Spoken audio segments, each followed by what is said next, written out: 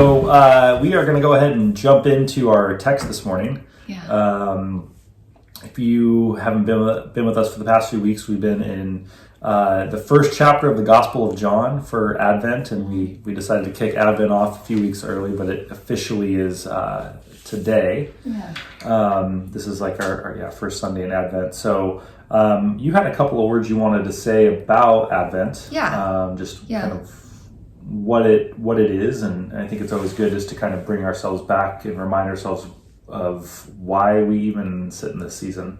So Advent is it means arrival, or it means like an anticipation of some sort of event that is taking place. It's often meaning like the birth of something notable. So we know that at the end of Advent, there's a birth of something notable where we celebrate the birth of Christ on this earth, Jesus Christ.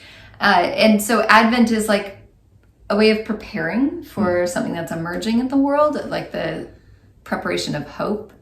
I know for myself, I need a lot of hope right now. I feel a little weary. I feel a little drained in some ways. And it's been kind of a rough season with the holidays and with COVID and with all the complications that's happened. And the things that, when you're expecting, in Advent, you're expecting something beautiful to come about. And for a lot of us, what we're expecting is more darkness. And a vaccine. Yes, Lord. But there's like this expectation of darkness. But the thing with Advent is actually like a subversion of that expectation. Instead of expecting darkness, we are designed to, by God, to expect the light. And the light being Christ in the world. So we wanted to start Advent a little early because we could all use that expectation of light a little bit more.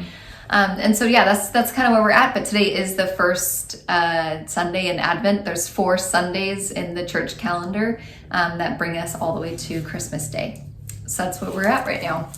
The story of Christmas is one where Jesus is born, where light comes close enough to us that we can finally see truth as revealed through Christ. We can receive that truth, not just see it, but we can receive it, and then we can then live differently because of that truth. So we're going to read John 1 to 13. So even though we're only focusing on verses 9 to 13, since the last 2 weeks we've been focusing on the beginning parts, it's all part of a chunk here. And so if we don't read it in the context of the entire thing, then we'll probably miss the beautiful weightiness of it.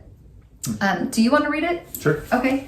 So John 1 to 13 is what we'll read.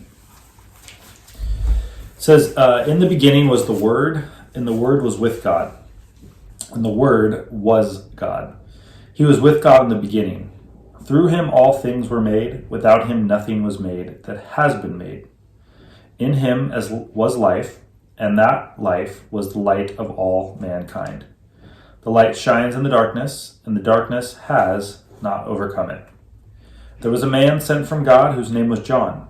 He came as a witness to testify concerning that light, so that through him all might believe.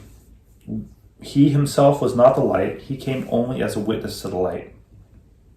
The true light that gives light to everyone was coming into the world. He was in the world, and through the world, and though the world was made through him, the world did not recognize him. He came to that which was his own, but his own did not receive him. Yet, to all who did receive him, to those who believed in his name, he gave the right to become children of God. Children born not of natural descent, nor of human decision, or a husband's will, but born of God. May the Lord add a blessing to his reading. Indeed. Thanks be to God. So I actually, this sounds really funny, but I created my own translation of verses 9 to 13. And so what I want to do for a moment is just kind of read through those verses together. The ones that you translated. Yeah. So will you read each verse 9 to 13, and then I will read out the translation that I had, because I feel like it gives a little bit more depth when we go into I'll that. read the verse 9, NIV. and then you'll read verse 9. Yeah. Okay. Okay, cool. Sounds good. So do you, and these will be up on the screen as well. Yeah. So it says, the true light that gives light to everyone was coming into the world. So compared to all the counterfeit claims and promises of gurus, prophets, and self-help books, bright truth entered the world and exposed everything hidden in the dark for the benefit of all people. He was in the world and through the world, and though the world was made through him, the world did not recognize him. Even though the nature, character, and fullness of God has been revealed throughout the cosmos, humanity continues to actively ignore the incredible personal advances of God through Christ. He came to that which was his own, but his own did not receive him. But for those who have reached out their hands, that's verse 11. He came home and his own family refused to recognize or welcome him. He reached out his hand to them, but they shut him out and slammed the door to their home that he built. They didn't just refuse him, they executed him. Yet to all who did receive him, to those who believed in his name, he gave the right to become children of God. But for those who reached out their hands towards Jesus' hand, those who put their simple belief in Jesus' reality, they have been empowered to exist as children who belong and have arrived home. Children born not of natural descent, nor of human decision, or a husband's will, but born of God. And I translated that as, just welcome him, reach out your hand towards this new life. He'll work out the believing in you. That's good. It's really powerful. Yeah. I mean, sometimes I think what we get this idea that we have to make the first move, that it's all about the faith that we have in God, or it's like this, I need to muster up the right kind of belief or the right kind of effort, or I need to know the right things or have the right theological mindset, or I need to subscribe to this beliefs page or this doctrinal statement before I can come to God. And I think what I see here is that it's not so much of what I do, it's what God has done. So it's not so much of my belief in God, it's about God's belief in me. God always makes the first move. Where do you think that comes from? Where do you think that idea of I have to make the first move comes from? I'm not sure. I think that there's a lot of different things that make us believe that we're not worthy to receive God's love, or that we have to work our way into God's good standing, or we have to do certain things in order to belong. I think a lot of that has to do with the way that we were raised, or our families of origin. Somebody does something really good for you because they love you and they're kind and they just want to do good for you. And somehow there's this idea that I have to do something back that is just as wonderful as they've done to me, or I don't deserve what they've done, so I better do something even more, so that way I feel like I will finally deserve what they've done. There's like this deserving mentality that I think a lot of people live into. I think part of the darkness that exists in our world, and I can obviously only speak to the Western sort of mindset, right, is the darkness of being independent. And so it's the idea that like, you talked about making the first move, and making the first move puts it on us. And it's like, and that I think is a darker way of looking at the world, because we have to, it means that we have to do it. Yeah. And it's our responsibility. And I think part of what John is getting at, and part of what it means to live in the light is recognizing, it's that aha moment where God has not made the first move. God just has moved. And it compels, it's like so powerful and palpable that it compels you to sort of alter or change or see things in a different way. Yeah. So, I don't know if I've ever really equated the word in being independent with darkness, but it resonates, because part of the way I believe we are created in the image of God is that we are sort of co-partners with God. We are walking with God together. I mean, we are, sort of sharing life with God. When God invites us into the kingdom, he's inviting us into God's kingdom to do the work with God. That's right. And I think that there's a lot of language within that where it's seeking God in the places that we're meant to be living into, but oftentimes in that sense of independence, or that place of believing that we don't need God or that we're fine on our own. That's usually when we can easily walk away or refuse to see the light that has come into the darkness. I mean, and the language that is used in this is that it says, he came to that which was his own, but his own did not receive him. So and right before that, he was in the world, and though the world was made through him, the world did not recognize him. It's like this, it's almost like this decision that people have to make to not see this God-soaked world that we live in. It takes like a choice of independence to step away. And something that we were looking at earlier today was almost like its own sort of story that goes along with this sort of story. I think in a lot of ways is the story of the prodigal son. Mm-hmm. And most of you know the story of the prodigal son. There's like the dad and the two boys, and they're all living in this really happy life. And it's a parable, so of course it didn't quite happen like this. But anytime that Jesus tells parables, there's meaning behind the meaning. There's like depth behind the depth. And so you see this story where there's this older brother and younger brother, and they're living with their father, and their father is wealthy. Their father has all this accessibility to every resource you could possibly ever imagine. And the younger son in that culture would have received the resources, or the abundance of resources, the inheritance of it, once his father died. And he demands the inheritance while his father is still living, which is actually saying, basically, Dad, I wish you were dead. I wish you'd die now so I could get what I want. Because I don't want to be dependent on you any longer. I want to do my own thing. I want to live a life independent from you. And his father gives into the darkness that his son is seeking. His father allows him to go and live a life that is apart from the father.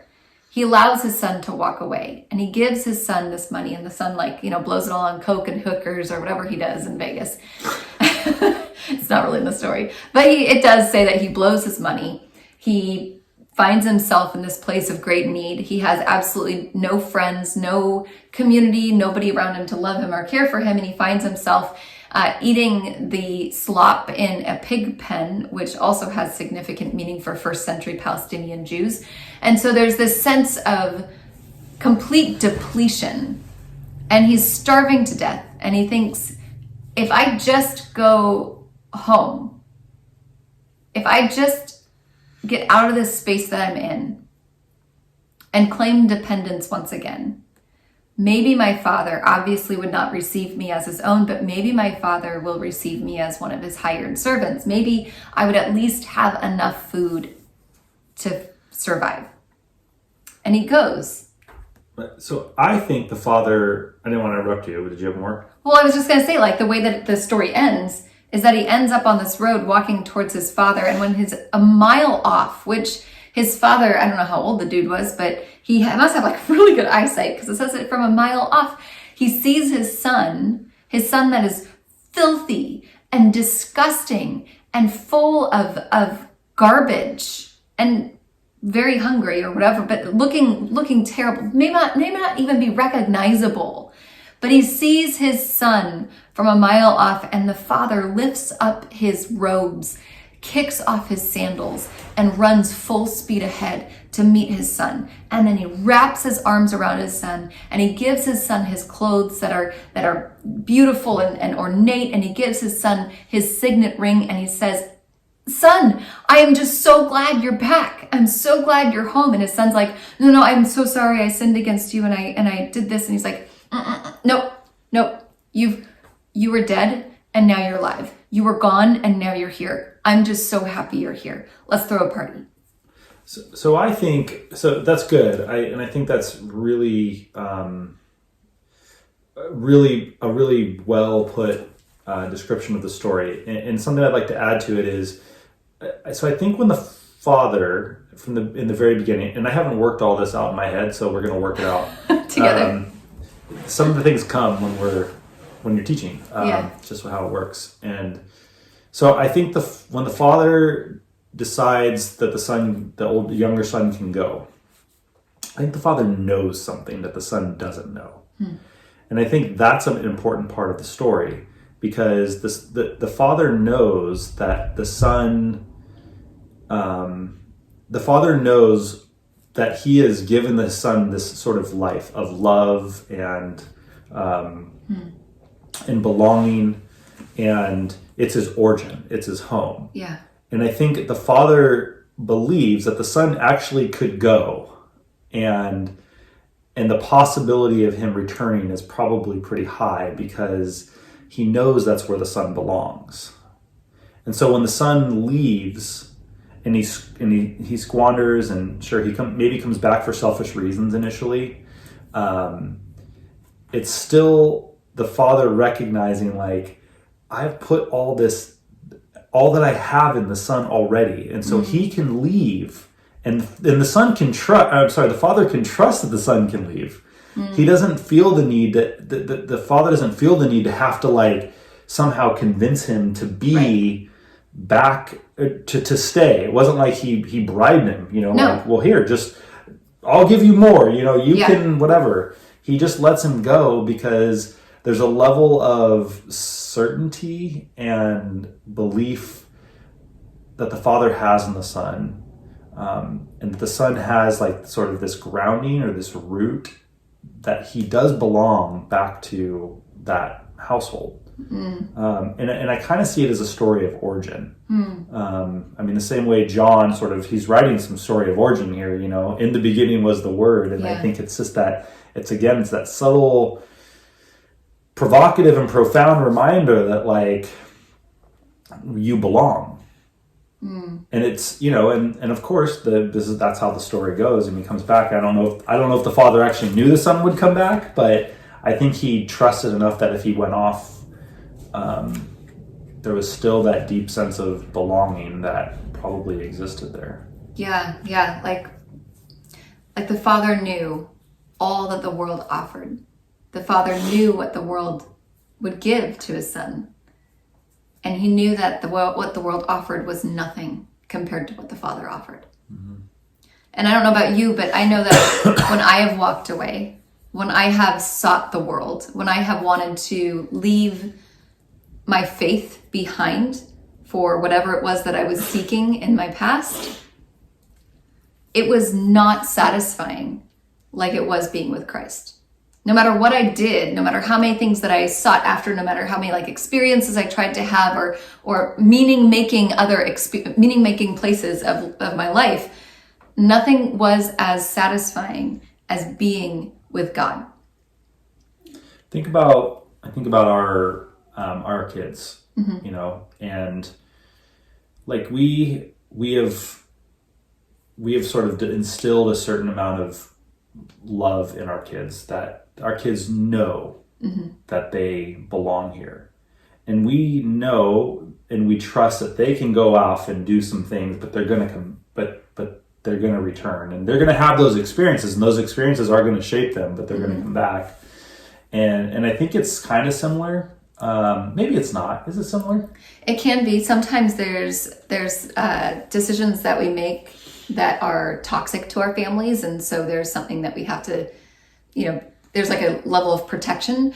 The fact of the matter is, though, is that we can use our own families as an example of what the Father's love looks like, because we have children and we can't imagine not loving them towards any horrible time, or regardless, like, our love for them can never go away in our minds.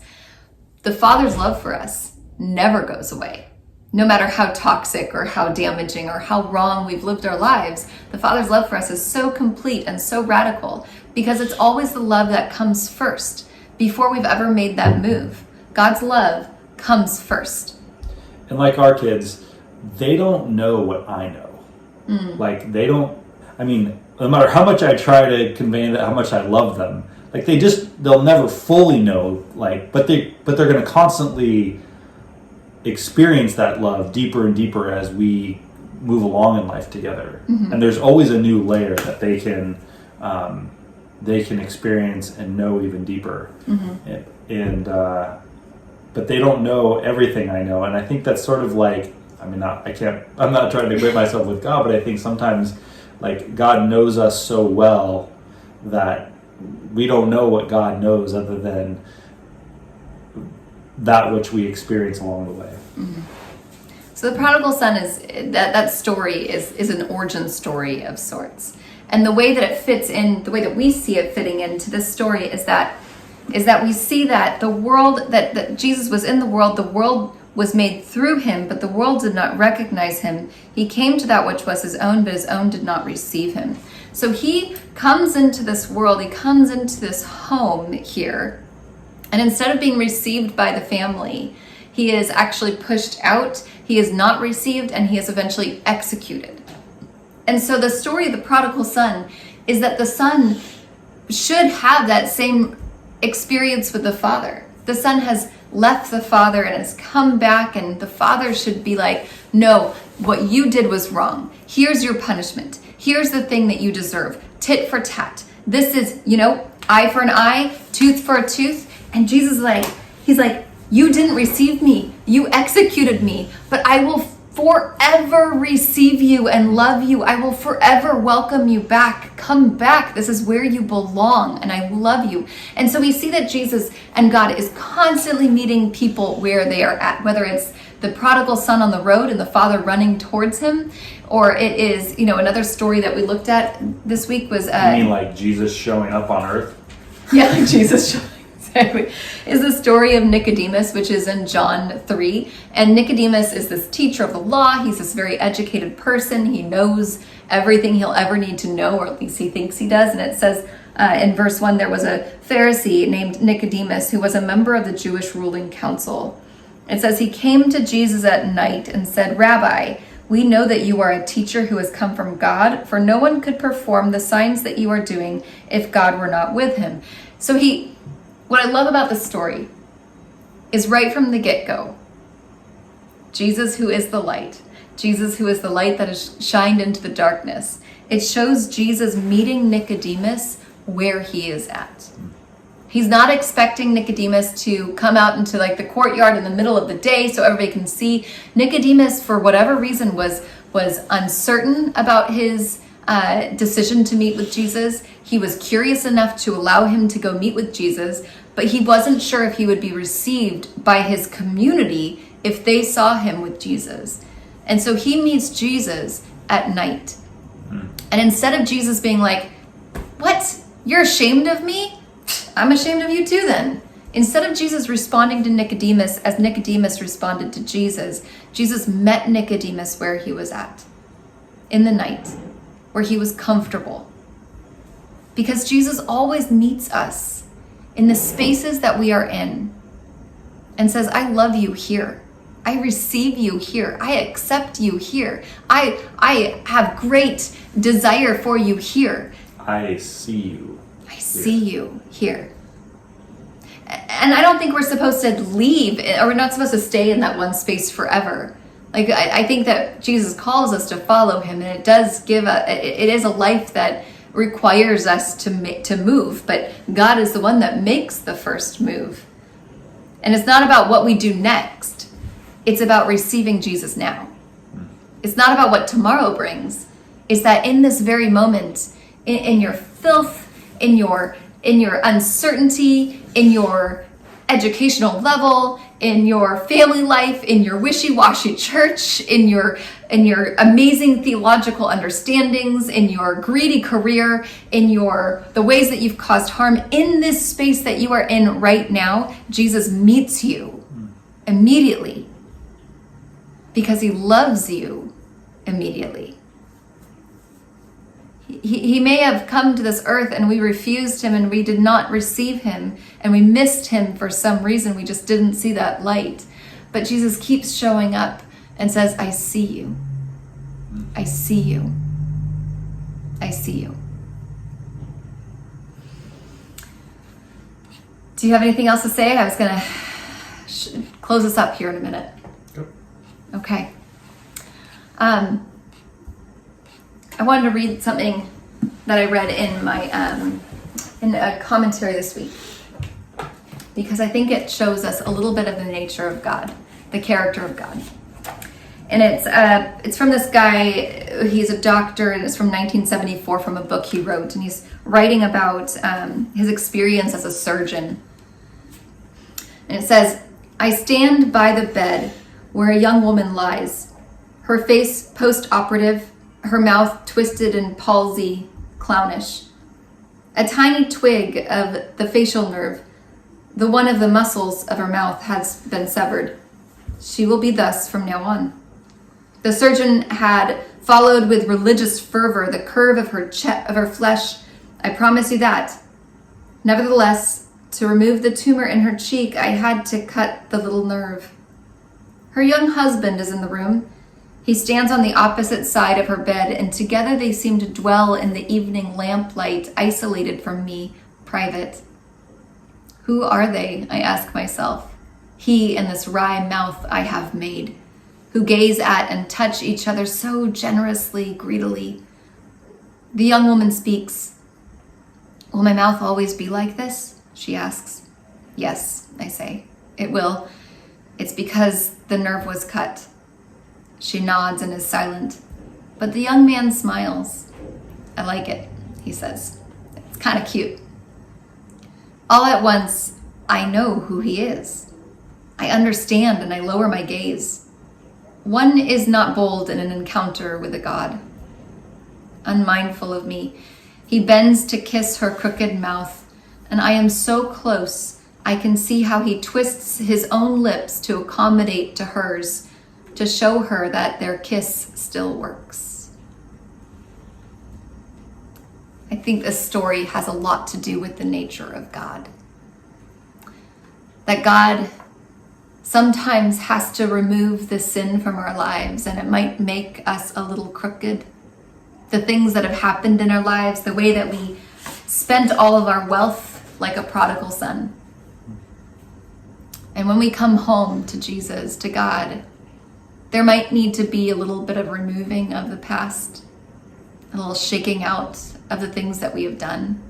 It might make us bent over a little bit, or maybe things aren't quite the same as they used to be. But it's not us who has to fix ourselves to meet God. It is God who twists God's self to accommodate us. Because God loves you so much. He sees you. And he sees you. Peace and grace to you all. Peace and grace, church. Happy Advent. Happy Advent.